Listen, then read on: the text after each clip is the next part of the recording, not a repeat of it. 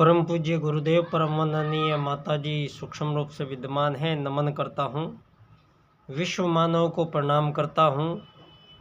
और आदि शक्ति माँ गायत्री स्वयं प्राणों की देवी है, जिसके कारण मानव और सभी जीव जंतु वृक्ष वनस्पति प्राणी कहे जाते हैं। और प्राणी सब एक समान है, पंच महाभूतों से बने हुए हैं। और सभी प्राणियों में जो विराजमान जीवन चेतना सत्ता है वो एक आत्मा है।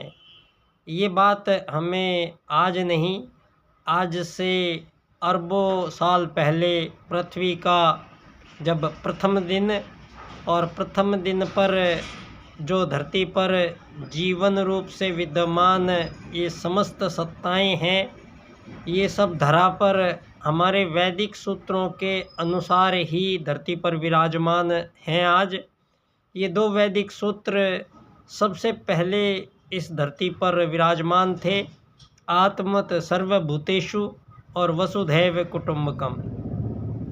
इन्हीं दो सूत्रों से यहाँ आज तक मानव प्रजातियाँ सारी धरती पर निवास करती हैं। और सभी प्राणी जातियाँ अपने व्यवहार के अनुरूप अपना जीवन काल पूर्ण करती है। कहीं किसी भी जीवनों में कोई समस्या नहीं आई है, और ये समस्या सारी आई है मानवों के पास। और इसका कारण रहा है एक लंबे काल तक सतयुग रहा यहाँ, जहाँ ना कोई राजा, ना कोई प्रजा, ना कोई दंड, ना कोई दांडिक। और यहाँ मानव के लिए मानव और एक ही प्रजाति के जीव सभी एक दूसरे से आत्मत सर्वभूतेषु के भाव से जीवन व्यवहार करना सर्वप्रथम हमारे आदि पूर्वज प्रथम मानव आर्यों ने इस समस्त सृष्टि के निवासियों को दिया। और सारी धरती पर मानवों के बीच किसी भी प्रकार का कोई विभेद, कोई विभाजन प्रारंभिक काल में नहीं था। और सतयुग तो पूरा का पूरा बिना राजनीति के ही निकला है। और उसके बाद धरती पर प्रथम राजनीति की आवश्यकता जब पड़ी, जब आर्यों में से ही कुछ लोगों ने बाद में आर्य पद्धति को फॉलो नहीं किया, तो आर्यों ने उनको देश निकाला दिया आर्यव्रत क्षेत्र से। और वो सुदूर दुनिया में जाकर कोई अमेरिका में पाताल लोक में बस गए, कोई आंध्रालय में, आज ऑस्ट्रेलिया में बस गए। और यूं करके उन्हीं आर्यों की संतानें सारे विश्व में जाकर बस गई। और उनके रंग रूप, भाषा, बोलचाल, उनकी सभ्यता, उनकी वहाँ पे संस्कृतियाँ, उन्होंने वहाँ अलग अलग प्रकार से कार्यक्रम अपने बनाए। और इसी का प्रारूप जो दिखाई देता है आज संसार में, कि सारी दुनिया में हमें ये दिखाई देता है कि विभिन्न धर्मों में बटे हुए लोग, अलग अलग वेशभूषा, अलग अलग खान पान, अलग अलग पूजा पद्धतियाँ करने वाले लोग रहते हैं। उनके रंग, उनकी भाषा, बोलचाल सबकी भिन्न है। तो ये यहाँ पर 2000 साल पहले यहाँ ईसा का आगमन हुआ। और ईसा के आगमन के बाद में यहाँ जो प्रथम राजनीति सनातन काल से चली आ रही थी, धरती के पहले राजा और प्रजा का विचार किया गया। जब आर्यों में से ही जो हमारे लोग बाहर चले गए थे, उन्होंने अचानक से आर्यों पर आक्रमण शुरू कर दिए। और आर्यों को वहाँ जान माल की बहुत बड़ी हानि होने लगी। तब तक धरती पर कोई जाति प्रजाति निवास नहीं करती थी।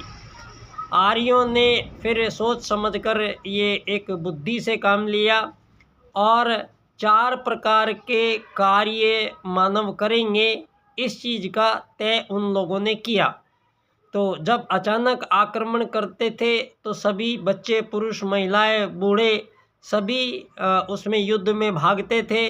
और वहाँ पर बहुत ज़्यादा उनकी जान माल की हानि होने लगी।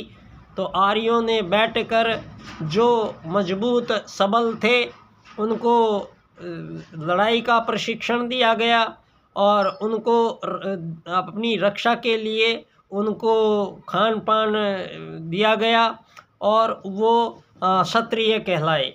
क्षत्रिय उन्हीं लोगों को कहते थे जो मजबूत होते थे और युद्ध कला में प्रवीण उनको किया जाता था कि अचानक से जब वो अनार्य लोग हम पर आक्रमण करें तो उनका प्रतिकार करने के लिए वो लोग उनसे लड़ते थे।